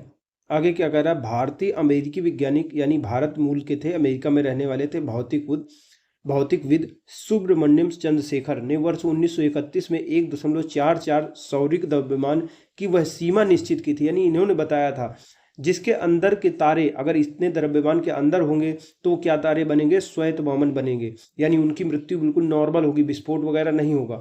और उसके ऊपर के जो तारे होंगे जिनका अवशेष 1.44 द्रव्यमान से ज्यादा बचेगा, वे या तो न्यूट्रॉन तारे बनेंगे या फिर ब्लैक होल या कृष्ण विवर में परिवर्तित होते हैं। ध्यान रहे 1.44 सौरिक द्रव्यमान की चंद्रशेखर सीमा नोवा या सुपरनोवा विस्फोट के बाद बचे अवशेष तारे के द्रव्यमान से सुनिश्चित होती है। यह पूर्णतः निश्चित नहीं है कि विकास की मुख्य अवस्था का किस आकार का तारा विस्फोट के पश्चात 1.44 सौरिक द्रव्यमान की सीमा के अंदर अवशेष के रूप में बसता है। किंतु ऐसा माना जाता है कि जो तारे सूर्य के 8 गुने आकार के तारे होता है, यानी सूर्य से 8 गुना बड़े तारे होंगे, अगर उनमें विस्फोट होगा तो उनका जो द्रव्यमान बचेगा विस्फोट के बाद में जो बचेगा बीच का हिस्सा, वो लगभग 1.44 सौरिक द्रव्यमान के बराबर अवशेष बचता है। और इससे बड़े तारों के अवशेष 1.44 सौरिक द्रव्यमान से अधिक होता है। इन्हीं तारों के ब्लैक होल बनने की संभावना होती है। ब्लैक होल का उच्च गुरुत्वाकर्षण तारे के संपूर्ण अवशेष को अपने अंदर समा लेता है, यानी अवशेष ज्यादा होता है। जैसे इतना बड़ा तारा था पहले, अब वो टूट के इतना बड़ा हो गया, तो गुरुत्वाकर्षण तो यहां तक लग रहा था ना, बाहर तक, तो ये क्या करेगा, अंदर से इसको अंदर की ओर खींच लेगा, तो ये अंदर का भाग खींचता चला जाएगा और खींच करके बिल्कुल एक पॉइंट के रूप में हो जाएगा, लेकिन गुरुत्वाकर्षण यहां तक होगा और ये पॉइंट के रूप में स्थिर, तो यही ब्लैक होल, पूरी जो जगह बन जाएगी ब्लैक होल बन जाएगी। ब्लैक होल का उच्च गुरुत्वाकर्षण तारे के संपूर्ण अवशेष जो ये बचा हुआ था इसको अपने अंदर समाहित कर लेता है, यहां तक कि इसके पास से गुजरने वाली कोई भी वस्तु इसके गुरुत्वाकर्षण से नहीं बचती। प्रकाश भी इसकी ओर आकर्षित हो जाता है, यानी प्रकाश भी नहीं लौटता है वहां से टकरा के, वो भी उसी के अंदर चला जाता है। एस जयशंकर ने जनवरी 1935 में लंदन की रॉयल एस्ट्रोनॉमिकल सोसाइटी की एक बैठक में अपना मौलिक शोध पत्र यानी वहां पे अपना रिसर्च पेपर प्रस्तुत किया था। बताया कि सफेद बौने या व्हाइट ड्वार्फ तारे जो सूर्य के द्रव्यमान के बराबर जिनका अवशेष बचता है वो बनते हैं, ठीक है। तारे एक निश्चित द्रव्यमान प्राप्त कर लेने के बाद अपने भार में और वृद्धि नहीं कर सके। भौतिकी के क्षेत्र में वर्ष 1983 में नोबेल पुरस्कार डॉक्टर एस जयशंकर और W.A. फाउलर को संयुक्त रूप से प्रदान किया गया था। अगला पॉइंट की अगर बात करें तो सुपरनोवा विस्फोट के पश्चात तारा मृत्यु की दिशा को प्राप्त करता है, अतः सुपरनोवा एक मृत प्राय तारे की विस्फोट अवस्था होती है। सूर्य हमारी गैलेक्सी यानी आकाशगंगा के तारों में से एक है, यानी जो हमारी आकाशगंगा है उसमें अरबों तारे हैं, उनमें से एक तारा है हमारा सूर्य। गैलेक्सी में स्थित प्रत्येक तारा इसके केंद्र की परिक्रमा करता है, यानी जो गैलेक्सी होती है ना उसके आसपास वो तारे घूमते रहते हैं। गैलेक्टिक केंद्र से लगभग 7.94 के पीसी या कहें 25.896 प्रकाश 896 हजार प्रकाश वर्ष की औसत दूरी तथा लगभग 720,000 किलोमीटर प्रति घंटा औसत की गति के कारण सूर्य को एक परिक्रमा करने में लगभग 25 करोड़ से 22 करोड़ यानी 22.5 करोड़ से 25 करोड़ वर्ष लगते हैं। यानी कहने का मतलब जो हमारा सूर्य होता है वो भी गैलेक्सी का चक्कर काटता है, और चक्कर काटने किस स्पीड से काटता है, 720,000 किलोमीटर एक घंटे में मतलब उसकी गति होती है। और जो गैलेक्सी के केंद्र से लगभग उसकी दूरी होती है, यानी गैलेक्सी का जो त्रिज्या होती है जिसमें सूर्य परिक्रमा कर रहा होता है गैलेक्सी के चारों ओर, वो कितना होता है, 25.896 प्रकाश वर्ष औसत दूरी होती है। ठीक है, और एक सूरज को यानी सूरज को गैलेक्सी का परिक्रमण करने में कितना समय लगता है, 22.5 करोड़ से 25 करोड़ लगता है। जिस प्रकार से हमारी पृथ्वी, हमारे सभी ग्रह सूर्य का चक्कर लगाते हैं, वैसे हमारा सूर्य एक गैलेक्सी के केंद्र की चक्कर लगाता है। पूर्व में क्या था, इंटरनेशनल एस्ट्रोनॉमिकल यूनियन ने 1985 में गैलेक्टिक केंद्र यानी गैलेक्सी का जो केंद्र है इससे लगभग 27,700 प्रकाश वर्ष दूर माना था। प्रक्रिया अगर बात करें तो प्रक्रिया की यह अवधि परिक्रमा ये जो सूर्य परिक्रमा लगाता है, जितने समय में लगाता है, यह अवधि ब्रह्मांड वर्ष कहलाती है। यानी हमारा सूरज गैलेक्सी का जितने समय में एक चक्कर लगा लेता है 22.5 करोड़ से 25 करोड़ के बीच में, तो वो जो समय होता है उसको ब्रह्मांडीय वर्ष कहा जाता है। सूर्य अपने अक्ष पर पश्चिम से पूर्व की दिशा में घूर्णन करता है, हमारी पृथ्वी भी पश्चिम से पूर्व की दिशा में घूर्णन करती है, जो लगभग 25 से 36 पृथ्वी दिवसों में पूरा करता है। यानी सूर्य भी तो अपने अक्ष में, जैसे ये सूर्य मान लिया, ये सन हो गया, तो ये भी तो ऐसे ऐसे अपने आसपास ऐसे ऐसे नाचेगा जैसे पृथ्वी नाचती है। तो कितने दिनों में एक चक्कर पूरा कर लेता है, 25 से 36, पृथ्वी के 25 से 36 दिनों में वो एक चक्कर अपना सूरज लगा लेता है, अपनी अक्ष के चारों ओर घूम लेता है। गैलेक्सी का चक्कर लगाता है 25 करोड़ साल में, लेकिन अपने अक्ष के चारों ओर 25 से 36 दिन में घूम लेता है। सूर्य का व्यास पृथ्वी के व्यास से लगभग 109 गुना बड़ा है, यानी सूर्य का व्यास ज्यादा है, 109 गुना बड़ा है। और सूर्य का जो सूर्य पृथ्वी के लगभग 13 लाख गुना बड़ा है, यानी सूर्य पृथ्वी से जो आकार में कितना बड़ा है, 13 लाख गुना बड़ा है। लेकिन व्यास की बात करें तो 109 गुना इसका व्यास हमसे बड़ा है, यानी हमारी पृथ्वी से। निर्वात में प्रकाश द्वारा 3 × 10⁵ किलोमीटर प्रति सेकंड की गति से एक वर्ष में चली गई दूरी प्रकाश वर्ष कहलाती है। यानी प्रकाश की जो चाल होती है 3 × 10⁸ मीटर पर सेकंड होती है। यानी एक सेकंड में चलता है कितना, 3 × 10⁸ या 3 × 10⁵ किलोमीटर पर सेकंड चलता है एक सेकंड में। ठीक है, और एक सेकंड में, एक साल में जितना प्रकाश चलेगा तो उसको कहते हैं एक प्रकाश वर्ष। यानी एक प्रकाश यानी जितने, एक साल में जितना प्रकाश दूरी, सोचो एक सेकंड में इतनी दूरी तय करता है तो एक साल में कितनी दूरी तय करेगा। तो जितना प्रकाश एक साल में दूरी तय करता है वही दूरी प्रकाश वर्ष कहलाती है। प्रकाश वर्ष क्या है, तारों के बीच की दूरी ज्ञात करने की इकाई होती है। एक प्रकाश वर्ष में अगर बात करें, दूरियों का विवरण दिया गया है अलग अलग इकाई में कितना कितना होता है। तो अगर हम मीटर की बात करें तो कितना होता है, मीटर में अगर देखें तो 9.461 × 10⁻15 इतने मीटर होती है। ठीक है, एक प्रकाश वर्ष की मतलब इतना होता है एक प्रकाश वर्ष में। किलोमीटर में कितना होता है तो देखिए 9.461 × 10⁻15 थे, तो यहाँ किलोमीटर में 3 घात घट जाएंगी तो 9.461 × 10⁻12 हो गया। ठीक है, उसी प्रकार मिलीमीटर में 18 हो जाएगा। फिर खगोलीय इकाई, ठीक है, खगोलीय इकाई में 6.3242 × 10⁻4 हो जाएगा। मील में हो जाएगा, इतना हो जाएगा, 12 घात में हो जाएगा। आगे अगर हम बात करें तो चंद्रशेखर सीमा से अधिक द्रव्यमान होने पर मुक्त घूमते इलेक्ट्रॉन अत्यधिक वेग पाकर नाभिक को छोड़कर बाहर चले जाते हैं तथा न्यूट्रॉन शेष बचे रह जाते हैं। इस अवस्था को न्यूट्रॉन तारा या पल्सर कहा जाता है। क्वासर की अगर बात करें तो एक अर्धतारकीय रेडियो स्रोत होता है जो अत्यधिक मात्रा में ऊर्जा उत्सर्जित करता है। आकाश में दिखने वाले तारों का ऐसा समूह जो हमें एक निश्चित आकृति में व्यवस्थित प्रतीत होता है, जिन्हें एक नाम प्रदान किया जाता है। क्या होता है, तारा मंडल या नक्षत्र कहते हैं। नक्षत्र का मतलब मतलब तुम्हारे नक्षत्र खराब हैं, ये सब इसे पाखंडी लोग कर देते हैं। लेकिन नक्षत्र का मतलब होता है, जैसे आप अंतरिक्ष में देखो तो किसी किसी जगह पे हमारे आकाश में बहुत सारे तारे एक जगह में होंगे, मतलब एक ग्रुप का ग्रुप होगा एक गुच्छा के तरीके, फिर कई तारे होंगे, कई जगह पे खाली आसमान होगा, फिर कई जगह पे जो तारे होंगे एक साथ कई सारे तारे होंगे। तो जो कई सारे तारे एक साथ होते हैं तो उन पे पूरे ग्रुप को क्या कहते हैं, तारा मंडल कहा जाता है, या नक्षत्र कहते हैं, या कॉन्स्टलेशन कहा जाता है। तो आकाश में दिखने वाले तारों का ऐसा समूह जो एक निश्चित आकृति में व्यवस्थित प्रतीत होता है, जिन्हें नाम प्रदान किया जाता है क्या, तारामंडल या नक्षत्र।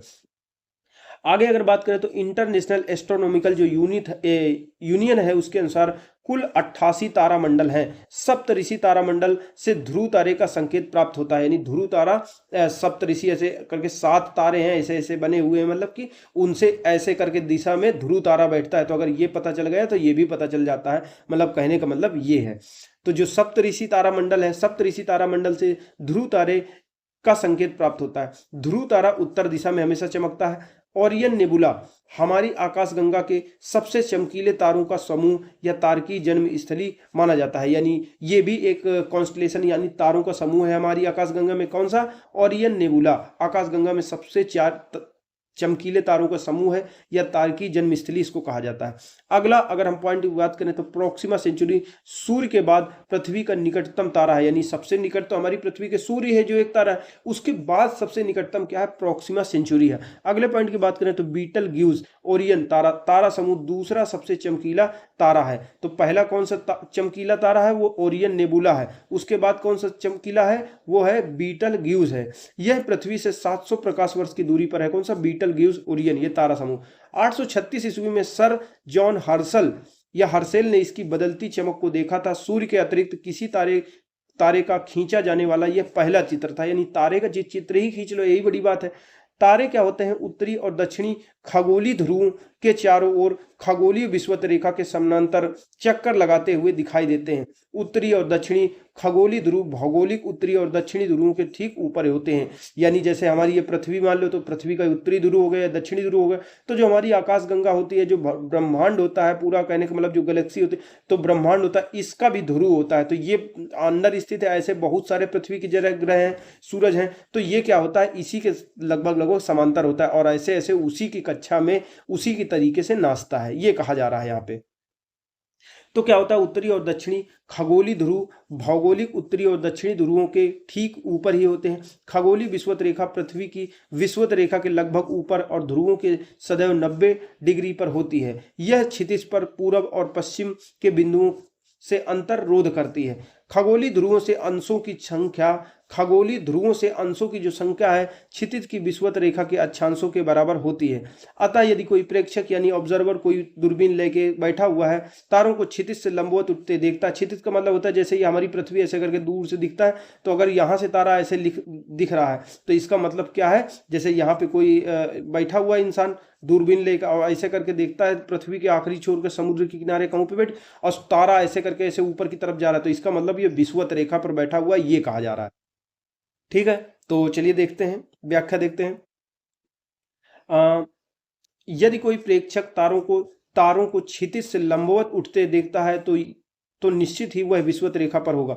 अंतरिक्ष यान में बैठे व्यक्ति को आकाश का रंग कैसा, काला दिखाई देता है, क्योंकि अंतरिक्ष में वायुमंडल नहीं पाया जाता। जो वायुमंडल होता है वो नीले रंग को स्कैटर कर देता है, बिखेर देता है, इसलिए हमको आकाश नीला दिखाई देता है, लेकिन आकाश वास्तव में नीला नहीं है।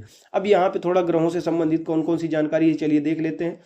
यहाँ पे बुध, शुक्र, पृथ्वी, मंगल, बृहस्पति, शनि, अरुण, वरुण, इनके ग्रहों का द्रव्यमान, व्यास, घनत्व, ठीक है, ये सब दिया हुआ है। और जो पृथ्वी का घनत्व, गुरुत्वाकर्षण, घूर्णन अवधि, दिन को अवधि, सूर्य से दूरी, उपसौर की स्थिति, अपसौर की स्थिति, कक्षीय अवधि, मध्य तापमान, उपग्रह वलय, ये सब दिया हुआ है। रटने वाली चीजें एक बार आप स्क्रीनशॉट लीजिए और देख लीजिएगा। ठीक है, अब इसके हम क्या बात करेंगे, क्वेश्चन आंसर देखेंगे। तो चलिए एक एक करके शुरू कर। तो पहला नंबर जो हमारा क्वेश्चन है वो कह रहा है महाविस्फोट सिद्धांत किससे संबंधित। तो महाविस्फोट संबंधित है सिद्धांत ब्रह्मांड की उत्पत्ति से संबंधित है। महाविस्फोट सिद्धांत, जिसको बिग बैंग थ्योरी भी कहते हैं, ये ब्रह्मांड की उत्पत्ति से संबंधित है। जैसे आकाशगंगाओं की उत्पत्ति, सौरमंडल की उत्पत्ति, इनसे संबंधित है। इस सिद्धांत का प्रतिपादन एक पादरी थे, कैथोलिक धर्म को मानते थे, चर्च में थे, जॉर्ज लेमेंतेयर, उन्होंने 1927 में किया था। फिर फ्रेड होयल ने इसका नाम बिग बैंग दिया था। बिग बैंग का सिद्धांत निम्नलिखित में से किस उद्भव की एक व्याख्या है? तो किसके उद्भव की एक व्याख्या है? ब्रह्मांड के उद्भव की एक व्याख्या है। तीसरा नंबर हमारा क्वेश्चन कर रहा है महाद्वीपीय बहाव सिद्धांत किसके द्वारा दिया गया था? तो ये वेगनर द्वारा दिया गया था। ये महाद्वीपीय विस्थापन सिद्धांत या बहाव सिद्धांत से संबंधित है। ये हम आगे पढ़ेंगे, ठीक है। तो इसमें दिया गया है, वेगनर ने इसको दिया था। महाद्वीपीय बहाव सिद्धांत यह कहे कॉन्टिनेंटल ड्रिफ्ट थ्योरी, इसका मतलब है पूरे के पूरे जितने महाद्वीप हैं वो सब बह रहे हैं, वो उनमें उनकी स्थिति में परिवर्तन हो रहा है। ये किसने कहा था? वेगनर ने कहा था। तो महाद्वीपीय बहाव सिद्धांत या continental drift theory Alfred Wegener द्वारा विकसित किया गया था। वेगनर के अनुसार लगभग 20 करोड़ वर्ष पहले पैंजिया का विभाजन प्रारंभ हुआ।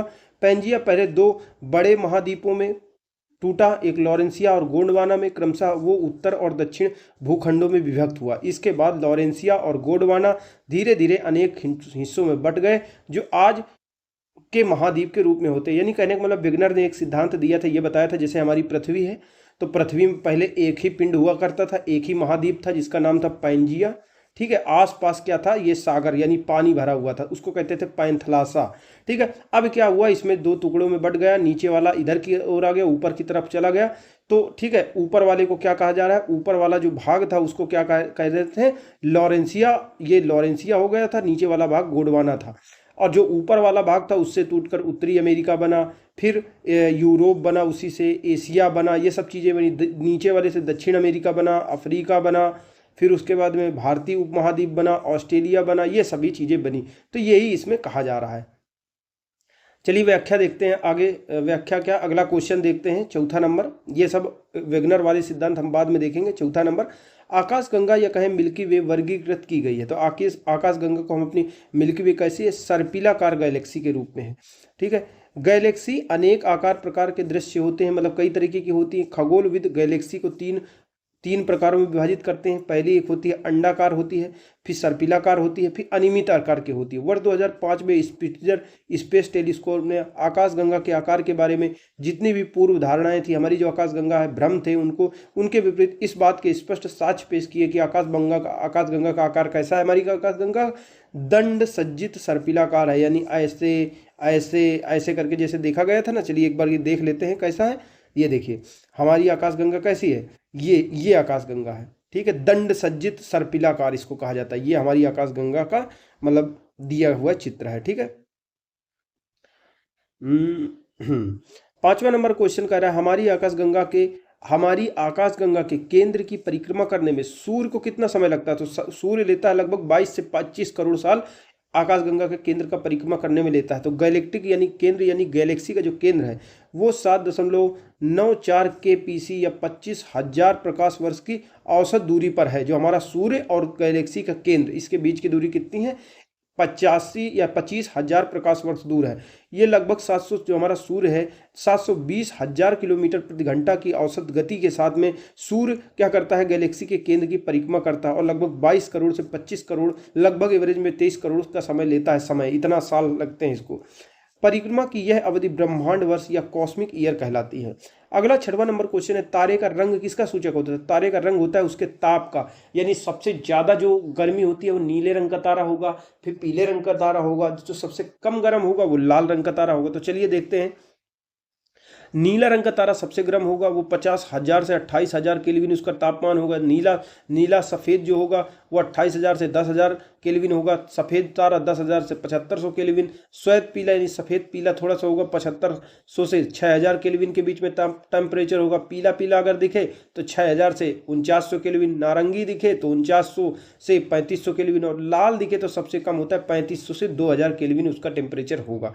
यानी जो रंग है उसके ताप का सूचक है। वह सीमा जिसके बाहर तारे आंतरिक मृत्यु से ग्रसित होते हैं, वह सीमा कौन सी कहलाती है? चंद्रशिखा सीमा कहलाती है, जिसके बाहर जो तारे होते हैं वो आंतरिक मृत्यु से ग्रसित होते हैं। व्याख्या देखते हैं। भारतीय अमेरिकी भौतिकविद सुब्रमण्यम चंद्रशेखर ने वर्ष 1931 में 1.44 सौरिक द्रव्यमान की वह सीमा निश्चित की थी, जिसके अंदर के तारे श्वेत वामन तारे और इसके ऊपर के तारे के जो अवशेष बचते हैं वो न्यूट्रॉन तारा ये बनेगा, या कृष्ण विवर या श्याम विवर बनता है। ध्यान रहे कि 1.44 सौरयुग द्रव्यमान की जो चंद्रशेखर सीमा है, नोवा और सुपरनोवा विस्फोट के बाद बचे अवशेष जो होते हैं तारे के द्रव्यमान से सुनिश्चित होती है। यह पूर्णतः निश्चित नहीं है कि विकास की, यानी ये कहने का मतलब निश्चित नहीं है कि कौन सा तारा विस्फोट के बाद में सूर्य के द्रव्यमान से बड़ा होगा कि सूर्य के द्रव्यमान से छोटा होगा, ये पता नहीं। लेकिन ज्यादातर जो बड़े तारे होते हैं वो सूर्य के द्रव्यमान से, जब अवशेष बचता है तो सूर्य के द्रव्यमान से अधिक ही होता है उनका द्रव्यमान जो बचा हुआ होता है,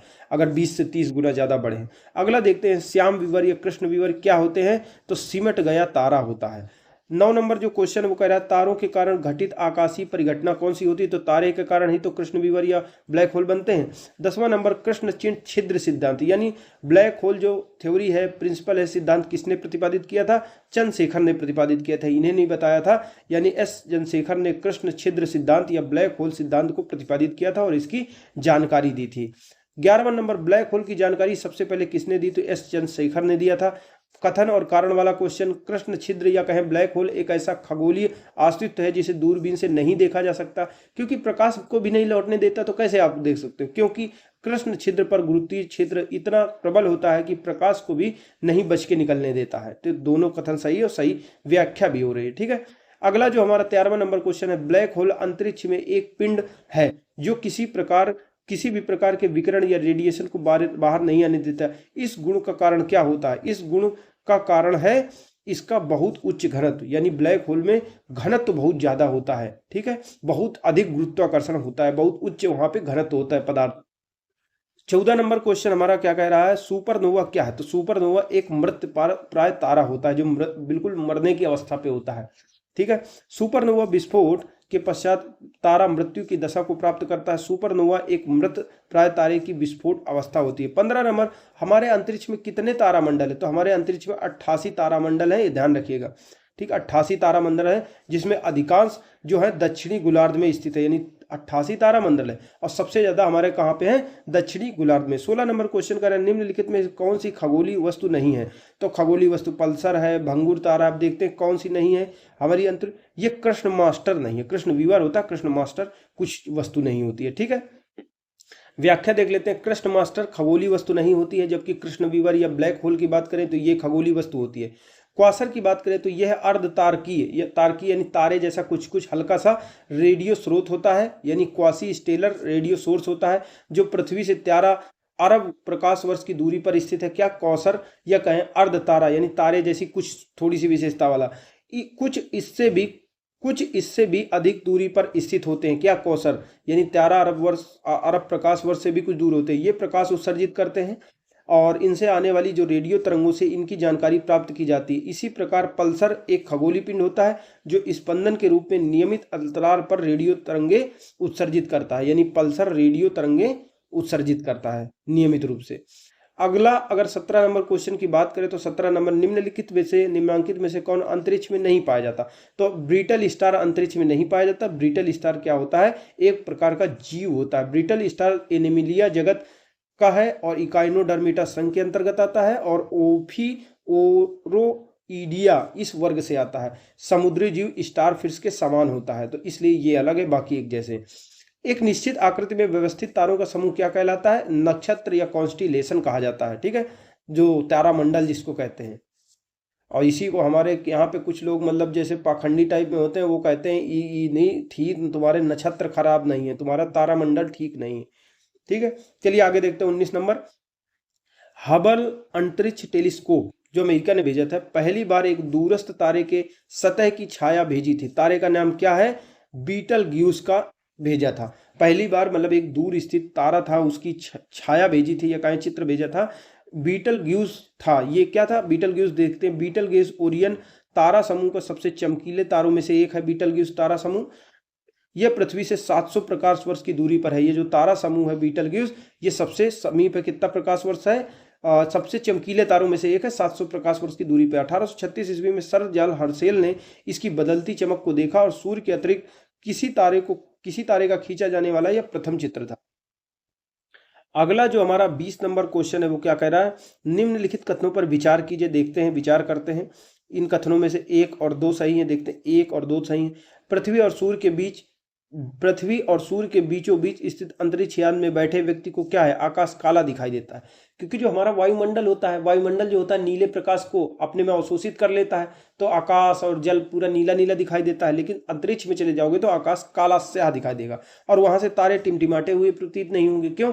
क्योंकि हमारे वायुमंडल की जो गैसें होती हैं, जो पदार्थ होते हैं, वो जो तारों से आने वाले प्रकाश को परावर्तित कर देते हैं, तो तारे टिमटिमाते हैं। नॉर्मल में, वास्तविकता में तारे टिमटिमाते नहीं है। अंतरिक्ष यान में बैठे व्यक्ति को आकाश के काला दिखने या तारे टिमटिमाते नहीं दिखाई देने का कारण वायुमंडल हीनता होती, क्योंकि वायुमंडल होता नहीं। अंतरिक्ष यान के बाहर यानी बाह्य आकाश का तापमान लगभग 2.7 केल्विन या कहें सोचिए -270 डिग्री सेंटीग्रेड होता है। यानी अंतरिक्ष में जो टेम्परेचर होता है बहुत कम होता है। अगर नीचे बाहर निकल गए अंतरिक्ष यान मतलब किसी चीज से, तो कुल्फी ही जम जाएगी, जो पृथ्वी तल के तापमान से बहुत कम होता है। 21 नंबर, तारों के मध्य की दूरी कैसे ज्ञात किया जाता है? तो उसको प्रकाश वर्ष से ज्ञात किया जाता है। तारों के बीच की दूरी एक प्रकाश वर्ष में कितना होता है, यानी प्रकाश द्वारा 1 सेकंड में कितनी दूरी तय की जाती है? 3 × 10⁸ किलोमीटर पर सेकंड, मीटर पर सेकंड, या 3 × 10⁵ किलोमीटर प्रति सेकंड। इस गति से एक वर्ष में प्रकाश द्वारा चली गई दूरी को प्रकाश वर्ष कहलाती है। ठीक है। 22 नंबर, प्रकाश वर्ष क्या है? ये दूरी की इकाई होती है, जो अंतरिक्ष में जो दूरियां होती हैं उनको मापने के लिए इसका प्रयोग किया जाता है। 23 नंबर, यदि एक प्रेक्षक तारों को क्षितिज से लंबवत उठते देखता है तो वह कहाँ पे अवस्थित होता है? इसका मतलब है वो विषुवत रेखा पर है। ठीक है, ऐसे करके तारे को ऐसे लंबवत उठते देखता है, यानी वो कहाँ है? विषुवत रेखा पर है। ठीक है। तारे उत्तरी और दक्षिणी खगोलीय ध्रुवों के चारों ओर खगोलीय विषुवत रेखा के समानांतर चक्कर लगाते दिखाई देते हैं। यानी जिस तरह से हमारी जो पृथ्वी होती है, पृथ्वी की विषुवत रेखा होती है, पृथ्वी के ध्रुव होते हैं, उसी प्रकार से जो हमारी अंतरिक्ष होता है, जो ब्रह्मांड होता है, जो गैलेक्सी होती है, उसके भी उत्तरी और दक्षिणी ध्रुव होते हैं, उसके भी विषुवत रेखा होती है। तो उसी के समानांतर हमारे जो ग्रह होते हैं, जो सूरज होते हैं, उसी के चारों ओर उसी के मतलब प्रक्रिया का फॉलो करते हैं। तो तारे उत्तरी और दक्षिणी खगोलीय ध्रुवों के चारों ओर खगोलीय विषुवत रेखा के समानांतर चक्कर लगाते दिखाई देते हैं। उत्तरी और दक्षिणी खगोलीय जो ध्रुव हैं, भौगोलिक उत्तरी और दक्षिणी ध्रुव, यानी हमारी पृथ्वी के जो भौगोलिक उत्तरी और दक्षिणी ध्रुव है, उसी के ठीक ऊपर स्थित होते हैं, उसी के जैसे होते हैं लगभग। तथा खगोलीय विषुवत रेखा पृथ्वी की विषुवत रेखा के लगभग ऊपर होती है, ध्रुवों के लगभग 90 डिग्री पर स्थित होती है। यह क्षितिज पर पूर्व और पश्चिम के बिंदुओं से अंतर्रोध करती है, यानी मिलती हुई प्रतीत होती है। खगोलीय ध्रुवों के अंशों की संख्या क्षितिज की विषुवत रेखा के अक्षांशों के बराबर होती है। इसमें इतना मत घुसिएगा कि मतलब क्या पूछ रहा है, मतलब नॉर्मल से इसको पढ़ लीजिएगा। अतः यदि कोई प्रेक्षक यानी ऑब्जर्वर है, कोई बैठ के दूरबीन लेके बैठा है, तो तारों को क्षितिज से लंबवत उठते हुए देखता है, जो निश्चित ही वह विषुवत रेखा पर होता है। 24 नंबर क्वेश्चन करा है, यदि एक व्यक्ति काली अंधेरी रात में रेगिस्तान में अकेला खड़ा है, ठीक है, उसे अपने गांव जाना है, जो वहां से पूर्व में 5 किलोमीटर की दूरी पर था। एक व्यक्ति अंधेरे में है और उसका गांव वहां से पूर्व में है, अंधेरे में है रेगिस्तान में, उसको कुछ दिख नहीं रहा है, और यहाँ पे पूर्व में उसका गांव है। ठीक है, अब क्या कह रहा है? उसके पास दिशा ज्ञान के लिए कोई यंत्र भी नहीं है, पर उसने ध्रुव तारे को पहचान लिया। ध्रुव तारा कहाँ निकलता है? उत्तर में निकलता है ध्रुव तारा। ठीक है, ऐसे करके तो अब उसको गांव पहुंचने, ध्रुव तारे को पहचान लिया कि ध्रुव तारा यहाँ पर है। ठीक है, अब उसको गांव पहुंचने के लिए निम्नलिखित में से कौन सा मार्ग अपनाना अधिकतम सुविधाजनक होगा? तो ध्रुव तारे को अपनी बाईं ओर रखकर चले, यानी ऐसे चलना होगा तो ये बाएं तरफ ध्रुव तारा होगा, ऐसे ऐसे चलेगा तो गांव पहुंच जाएगा। 25 नंबर, जिस तारामंडल के तारे ध्रुव तारे की ओर संकेत करते हैं वो कौन सा तारामंडल है? सप्तऋषि तारामंडल है। इसके तारामंडलों को, अगर तारों को देखेंगे तो ध्रुव तारे की ओर संकेत करते हुए दिखाई देते हैं। 26 नंबर, निम्नांकित में से कौन अंतरिक्ष शब्दावली से संबंधित नहीं है? तो बाइट ये कंप्यूटर से संबंधित है, बाकी भारहीनता अंतरिक्ष से संबंधित है, टेलीमीटरिंग, सेलुलर ये सभी संबंधित है। ठीक है, अगला 27 नंबर हमारा क्वेश्चन क्या कर रहा है? कभी कभी समाचार पत्रों में आप event horizon, singularity, string theory, standard model ये सब देखते होंगे। ये क्या क्या है बताना? तो ये ब्रह्मांड का प्रेक्षण और बोध है, यानी ब्रह्मांड को अगर कोई ऑब्जर्व करने जा रहा है, उसको समझ रहा है, तो उससे संबंधित होते हैं। ठीक है कि इवेंट होराइजन क्या होता है? तो इवेंट होराइजन का मतलब होता है, जैसे ये ब्लैक होल है यहाँ, ठीक है, यहाँ केंद्र में सबसे ज़्यादा मतलब पूरा का पूरा जो तारा का बचा हुआ शेष भाग था, जो विस्फोट हुआ था, वो एक पॉइंट में, एक सुई के नोक में केंद्रित हो गया, और आसपास गुरुत्वाकर्षण बल बहुत ज़्यादा है। तो इसकी एक सीमा होती है कि यहाँ तक कोई अंतरिक्ष यान चला जाएगा, तो बच जाएगा, लेकिन इसके बाद अगर पार करेगा तो वो बचेगा नहीं, अंदर घुस जाएगा। तो जो ब्लैक होल के आसपास की जो सीमा होती है, जिसके बाहर कोई बच सकता है, अंदर जाने पर नहीं बच सकता, उसी को सीमा कहते हैं इवेंट होराइजन। सिंगुलरिटी क्या होता है? सिंगुलरिटी एक ऐसा पॉइंट होता है, जैसे ये जो पिन पॉइंट है जहां पे मतलब तारे का जो बचा हुआ शेष भाग है ब्लैक होल के अंदर, और जहां पे एक सुई की नोक के बराबर है, वहीं पे सारा द्रव्यमान तारे का केंद्रित हो गया, तो उसी पॉइंट को सिंगुलरिटी कहा जाता है। बाकी स्ट्रिंग थ्योरी और स्टैंडर्ड मॉडल को बाद में देखेंगे, दोनों के बारे में पढ़ते हैं क्या क्या है। यह एक ऐसी सीमा है इवेंट होराइजन जो अंतरिक्ष में ब्लैक होल के चारों ओर के क्षेत्र को परिभाषित करती है। इस सीमा के अंदर किसी भी घटना का प्रेक्षण संभव नहीं होता। इसके अंदर आप मतलब इवेंट होराइजन के बाद आप किसी चीज को प्रेक्षण नहीं कर सकते हो और वापस भी नहीं आ सकते हो, ठीक है। सिंगुलरिटी क्या होती है? अंतरिक्ष काल या स्पेस टाइम में एक ऐसा स्थल होता है जहाँ किसी खगोलीय पिंड का गुरुत्वाकर्षण क्षेत्र अनंत होता है, उसी पॉइंट में अनंत होता है। जो बताया ना, ब्लैक होल का जो पॉइंट होता है उसी को सिंगुलरिटी कहते हैं। वहां पे गुरुत्वाकर्षण अनंत होता है और द्रव्यमान भी लगभग अनंत होता है। स्ट्रिंग थ्योरी क्या है? तो स्ट्रिंग थ्योरी देखते हैं, इसमें सभी पदार्थों और बलों को एक सैद्धांतिक रूपरेखा में सम्मिलित करके ब्रह्मांड के मूल स्तर की व्याख्या कणों के स्थान पर कंपायमेंट स्ट्रिंग पदों में की जाती है। मतलब स्ट्रिंग थ्योरी के माध्यम से करने की ये कोशिश किया गया है कि जो क्वांटम फिजिक्स है और मैकेनिकल फिजिक्स है, उन दोनों को एक तरह से समझाने की कोशिश की गई है कि इसके माध्यम से ये कहा जाता है कि जो जितने भी ब्रह्मांड के मूल स्तर के कण हैं, इनकी व्याख्या क्या है? वो कण नहीं है, वास्तव में कंपायमान स्ट्रिंग है, कंपन करने वाले एक स्ट्रिंग है, ये कहा जाता है। स्टैंडर्ड मॉडल क्या है? स्टैंडर्ड मॉडल ये बताता है कि जितना भी ब्रह्मांड का जो पदार्थ है वो किन किन चीज़ों से मिलकर बना हुआ है, इलेक्ट्रॉन है, प्रोटॉन है, किन किन चीज़ों से, मैटर है, किससे बना हुआ।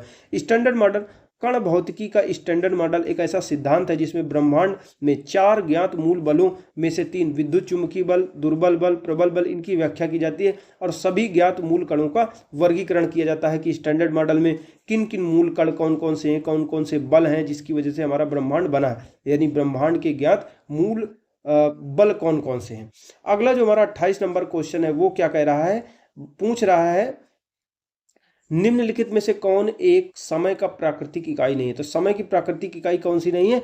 मानक समय नहीं है। बाकी चंद्रमास भी है, दिवस यानी दिन भी होता है, उष्णकटिबंधीय वर्ष भी होते हैं, लेकिन मानक समय नहीं है, क्योंकि मानक समय जो होता है वो हर देश अपनी अपनी सुविधा के अनुसार मानक समय डिसाइड करता है। कोई कोई देश का जिनका ज़्यादा देशांतरी विस्तार होता है, एक से अधिक मानक समय को डिसाइड करते हैं। पाकिस्तान का, रूस का, भारत का, अमेरिका का, इनका सबका मानक समय अलग अलग होता है। तो ये कोई प्राकृतिक चीज़ थोड़ी ना है। मानक समय किसी देश का आधिकारिक प्रमाणिक समय होता है जो किसी देशांतर रेखा द्वारा निर्धारण किया जाता है। कम देशांतरी विस्तार वाले जो देश होते हैं उनमें सामान्यतः एक प्रमाणिक मानक समय रेखा होती है, जैसे भारत वगैरह, जबकि अधिकांश जो अधिक देशांतरी विस्तार वाले जो ज़्यादा फैले हुए होते हैं, जैसे इतने क्षेत्र में फैले हुए, तो उनमें क्या होता है, उन देशों में एक से अधिक मानक समय रेखा का निर्धारण किया जाता है। अगर बात करें भारत में 82.5 डिग्री ईस्ट देशांतर रेखा प्रमाणिक समय रेखा है। तो इस प्रकार से हमने ज्योग्राफी देखी, यानी ज्योग्राफी के आज से हम शुरुआत कर चुके हैं और इसको अच्छी तरीके से बढ़िया जल्दी से जल्दी पूरा करने की कोशिश करेंगे, क्योंकि काफ़ी मतलब ऐसे लोग हैं जिनको इस चीज़ की ज़रूरत है पढ़ने की, और कमेंट भी आ रहे थे इसके बारे में, तो इसके बारे में हमने देख लिया। अब आज से हम जो ये इसका पहला जो चैप्टर है ब्रह्मांड के बारे में, कि ब्रह्मांड की उत्पत्ति कैसे हुई थी, सामान्य अवधारणा क्या थी, वो पूरा कर लिए हैं, ठीक है। अब आगे वाले अगले वीडियो में हम मिलेंगे, अगले मतलब कि चैप्टर के बारे में, अगले टॉपिक के बारे में पढ़ेंगे, सौरमंडल के बारे में। तो इस तरह से हमारा जो पहला टॉपिक भूगोल का है, विश्व भूगोल का, वो पूरा हुआ। चलिए अपने अगले वीडियो में अगले टॉपिक के साथ मिलते हैं, तब तक के लिए नमस्कार, धन्यवाद।